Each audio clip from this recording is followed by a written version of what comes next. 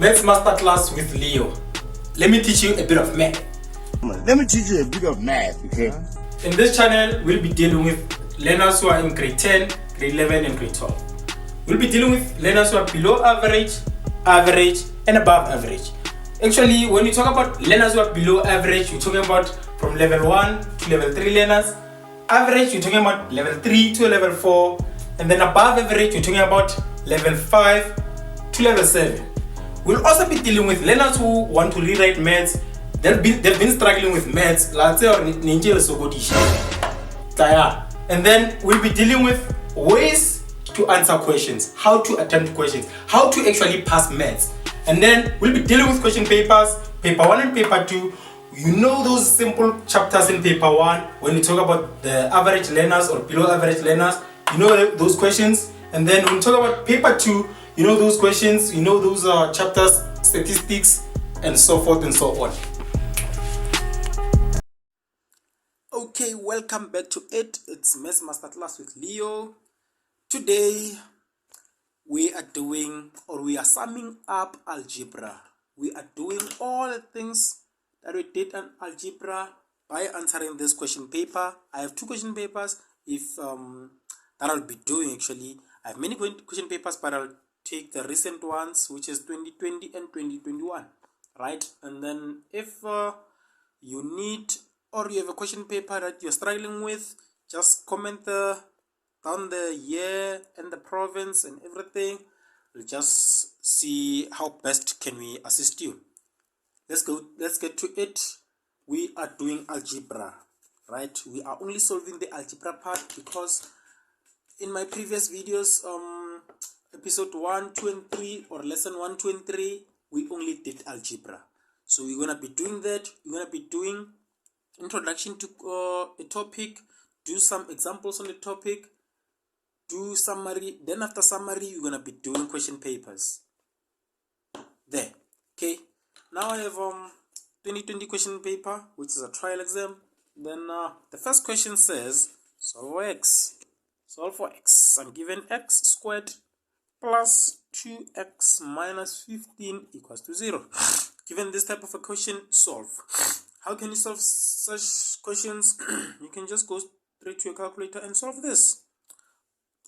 Okay, yeah, if you have this type of a calculator. But if you don't, of which this type of calculators are not allowed in grade 12, you need to factorize. This is your x, this is your x. I have my 5, I have my 3. Which one should be positive, which one should be negative? Okay, 5 should be positive, that one should be negative. If you can check, okay, positive 5 multiplied by negative 3, it's negative 15. 5 minus 3, it's 2. Clean. Then x plus 5 equals to 0, or x minus 3 equals to 0. Then x is equals to negative 5, x is equals to negative positive 3.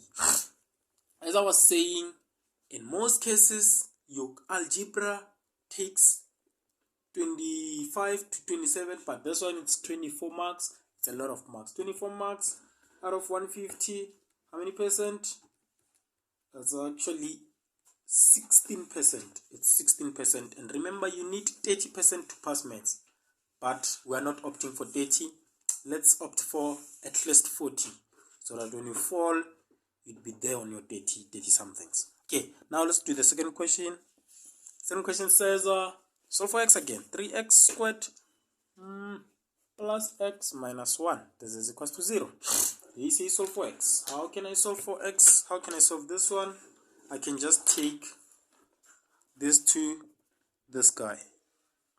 This guy will always help you. If you're not sure about factorizing, just make sure you know this guy.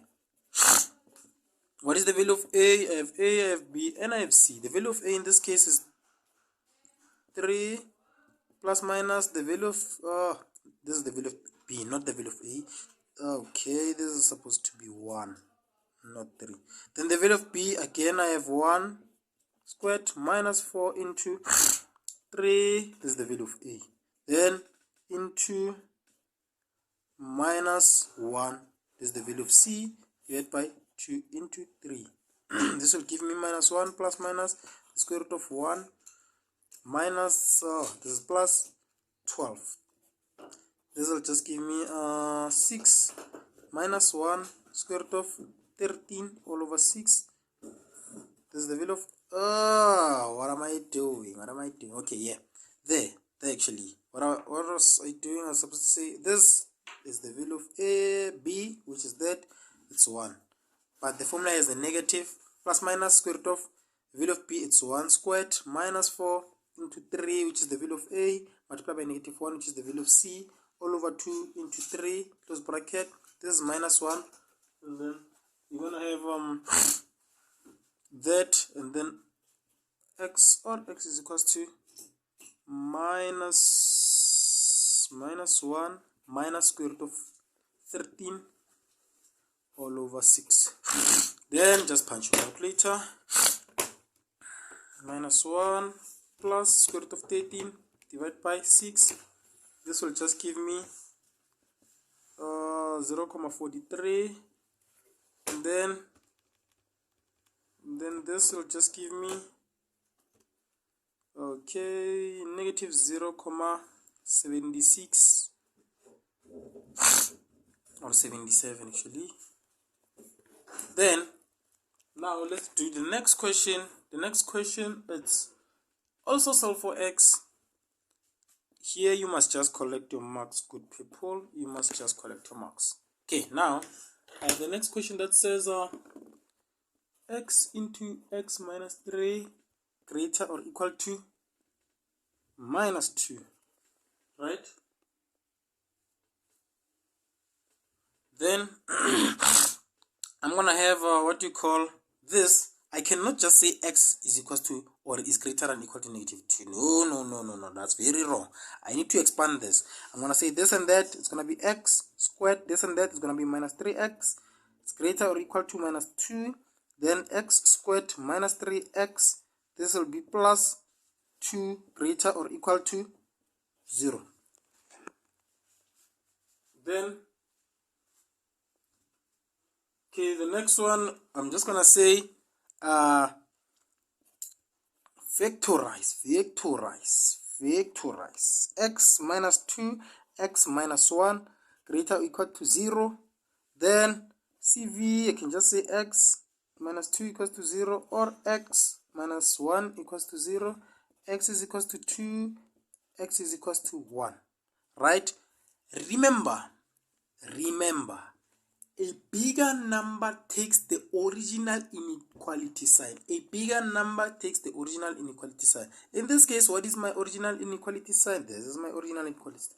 Then I'm going to have x is greater or equal to 2, and x opposite. Very clean. Here you just need to collect your marks, good people. If you want to prove it, it's 2 into 2 minus 1, 2 minus 3 actually. There. Answer is negative 2, which is this one. Left hand side is equal to right hand side. Okay. Don't forget to subscribe. Let's just continue. I'm just gonna take the simultaneous equation, which is 2. Okay, which is actually 2 y minus x equals to 3, and then y squared plus 3x minus 2xy. Is it minus 2xy? Let me just make sure it's minus 2xy. Yes, it's equals to, not minus. It's actually equals to 2xy. So in this case, simple mathematics. Don't make your life difficult, just make it simple. What can I do? I can just say x is equals to, make the third equation. This is my first, this is my second. Take the first equation, make the third equation, minus, okay, 3 minus 2y, then divide by negative 1, divide by negative 1, divide by negative 1. X is equals to 2y minus 3, right? This is my third equation. Then substitute the third equation in the second equation. equation 3 in equation 2. Right, I have y squared plus 3. Where does x? Substitute this. Okay, I have 2y minus 3, which will just give me 2 into 2y minus 3 multiplied by y. This will just give me, okay, it's going to be y squared plus this and that. It's going to be, is this 6y that minus 9 equals to this and that 2y, okay, not 2 but 4y minus 6 into y. Then this will just be y squared plus 6y minus 9 equals to y squared minus 6y. Then group the like terms, y squared minus 4y squared plus 6y plus 6y minus 9. This is equals to 0. Y squared, not y squared but negative y, 3y squared, and then this plus 12y minus 9 equals to 0. Then divide by negative 3, divide by negative 3, divide by negative 3. Y squared minus 4y plus 3 is equals to 0. Then when I factorize this, I'm gonna have minus 3 minus 1 equals to 0. Then y minus 3 equals to 0, y minus 1 equals to 0. Y is equals to 3, y is equals to 1. Then I can just substitute this, substitute y in equation 3, right? Equation 3, I have x equals to 2. Where there's y, I can just say 3, okay, minus 3. This will give me, this is 6 minus 3, it's 3. Then, okay, where there's y again, I can just say x equals to 2 into 1 minus 3. This will just give me negative 1. Then my values will just be 3 is to 3 and 1 is to negative 1. Can just prove them. Okay, we can just prove them fast. What do I have? Where there's y, I can just say 2 into 3 minus 3. First equation is proven, this one is correct. Then let's prove this one. Okay, 3 squared minus 3 into into 3 equals to, this is 0. Is it 0? Wait, what did I do? Oh, this is supposed to be plus. Sorry, good people, this is supposed to be plus. Right, this is 18. Then I'm gonna prove this side. I have 2 into 3 multiplied by 3. This is 18. So the first one, it's correct. 3 and 3 is correct. Let's prove 1 and minus 1. I have 2 into y. It's okay. Y, I have 1 minus into minus 1, because x is my x is negative. I get 3, which is equals to 3. Clean. Prove the second one. Then y is 1 squared minus plus 3 into minus 1. It's giving me minus 2, and then I have 2 into 1 minus 1. Clean. All of them, they are valid. Then I have solved the simultaneous equation. We have one last question from this one. One last question. Let me just check it first. Okay, we are given this type of a question. They say the roots of a quadratic equation are given as follows, right? We have x is equals to 5 plus minus the square root of p into 6 minus p close bracket minus 9 all over 2, right? This part represents this guy. If you remember, this is a quadratic equation. This part it represents this guy. Still remember that, right? Then the question says, determine the value or values of p for which the equation will have non-real roots. Non-real roots are same as saying imaginary roots, actually, right? Imaginary roots, anything less than 0. That is where we get imaginary roots. So if we say, okay, let me say, if we're gonna we need to get something that says, actually, something that when we substitute here in this equation is gonna give us what you call math error. That is what you call non-real, right? When I substitute my answers here, they should give me math error. That is non-real, right? Non-real or imaginary roots. When I substitute my answer there, it should give me, or when I substitute the value of p here, it should give me this. Let's calculate. They say where we have non-real roots should be discriminant less than 0.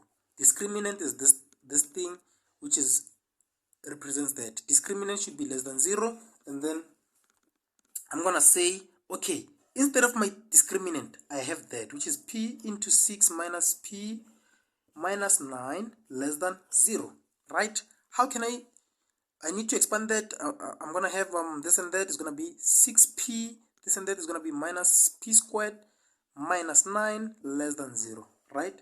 And then I'm gonna have minus p squared plus 6p minus 9 less than 0, right? And then I'm just gonna say here, I have something like this. How can I solve that? How can I solve that? I'm just going to say divide by minus 1, divide by minus 1, divide by minus 1, right? Then p squared is going to be minus 6p plus 9. Remember, dividing by a negative number will change your inequality sign, actually. Dividing by a negative number will change your inequality sign. Then I'm going to have, this is easy because I can factorize minus 3, this is greater or equal to 0, right? Negative and negative, positive. Negative and negative, negative. Okay, negative 3, negative 3, negative 6. Okay, I'm going to have p minus 3 equals to 0, or p minus 3 equals to 0. P is equals to 3. P is equals to 3, right? Now, my answer should say when p is less than 3, taking this, when p is less than 3, that is where I'm going to have the non-real. When p is less than 3. When p is equals to 3, I'm going to have a positive, a 0, which is still a real, 0 is a real number. Okay, I'm just going to say square root of, okay, let's just say square root of, what is that? It's 3 into 6 minus 3 minus 9. See, I have that, of which this is, oh, it's supposed to be 3 here, 3. See, I have 0, of which this is still correct. This still, I can just say the square root of 0, it's 0. But I need where it's going to say math error. But you see my answer, it says here, where my x is less than 0. Where my p is less than 3, not less than 0. Where my p is less than 3. So let's try to substitute negative, what you call 2 here. Say, I'm going to have a square root of 2 into 6 minus 2 minus 9. You see, it says maths error. It says maths error. Why? Because this, when my p is less than 3, when my p is going down, my numbers or my my equation will be non-real. Okay, let's substitute another one. Let's substitute, okay, 1. Substitute 1. You see, if you substitute, the more you go to the negative sides, the more you go less than 3, the more you become less than 3, your answer is going to be again non-real. I hope you understand. That is my last question from 2020 Algebra paper 1.